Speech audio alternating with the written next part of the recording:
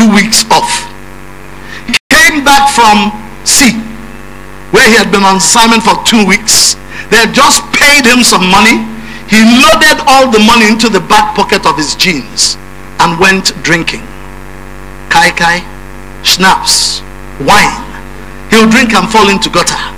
And he drank non-stop until all the money in his pocket was finished. From that day on till the day this woman was praying years later, the brother was a drunkard.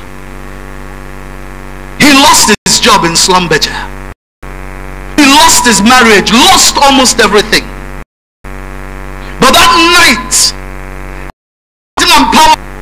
eventually I asked myself and my husband to come, because my program was ended where I met them in the east. I invited them to come back to my station. They organized themselves and they came to Lagos, here in Surulere.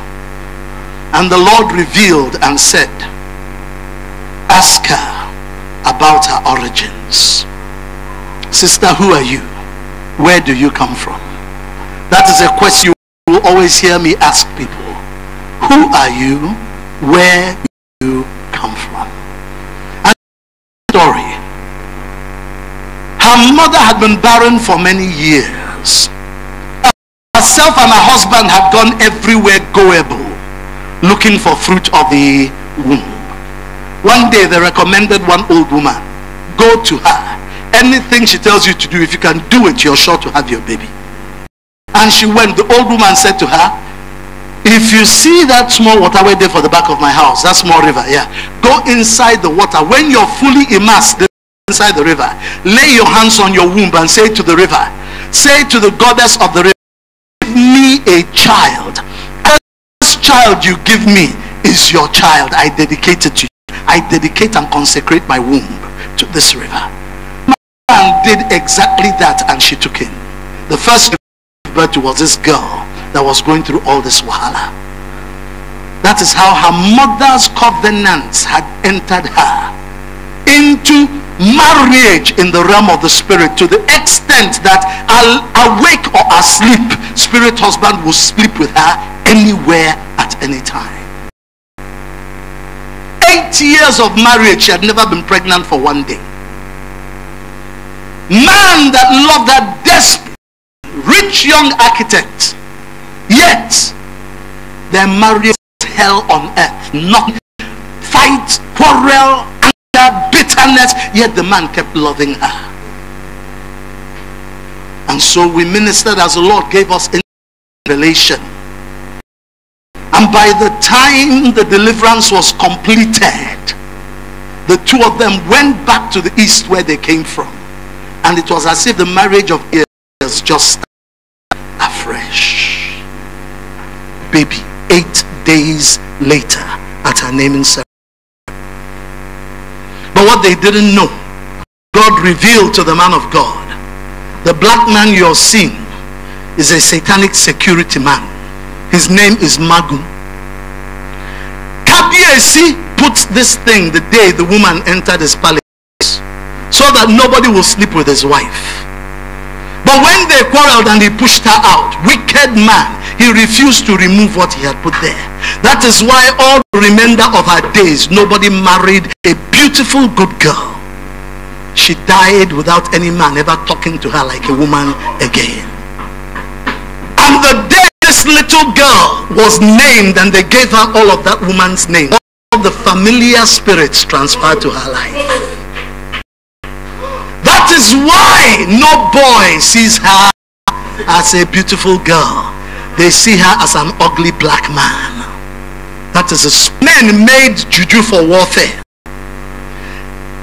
The name of the juju or cult that they belonged to for warfare was something that they called something like Ewe or Kuwewe.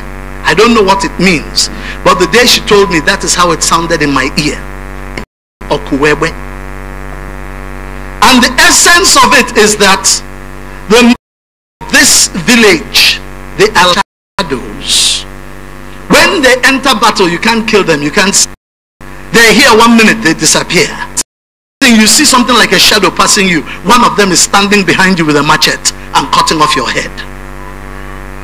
But in war, when they go to war, the enemies don't know where they're coming from. One moment nobody is near you, next moment somebody manifests near you and cuts off your head. And they used to boast about it till modern days. Not me, it is my people that are following me. I said, who are your people that are following you? She said, I was into Igwe dance by my father. I became a seer and a visioner. When the man goes for Igwe ceremony, they will give me kai kai. I will drink until I'm in. Then I begin to see vision. But my mother was a staunch Roman. One long, one short. One short. In charge of all the people long, one short is there in you as you go. The moment you board aircraft your way to America, he phones Demon one long, one short, America branch. So our consignment is on Talia. He will be in UK by tomorrow morning 7 a.m. Wait there for him. As you come down from the aircraft, invisible to everybody, standing beside the step of the aircraft, you're rejoicing, America, here I come, I'm back, I have landed. The demon says, look at him, with PhD. Say, Papa, he says, it's your umbilical cord. Of this, I did it. Look at my cashew, my cocoa plantation. Look at cocoa everywhere. Look at land everywhere. Look at who will look after it. Your money is in the village. As long as you're there, nothing will work. Come back here. Come back here. The boy kept quiet. The boy said, hey. So this is what I entered into. One chance. Papa looked away. The boy dived. Collected what Papa said was his own. And from oaths they swore. Some of you, when you were in business, before your Oga took you to be houseboy, many people, listen to me, they brought something and you put your hand on the wall. I will never chop Oga's money. But you chopped Oga's money.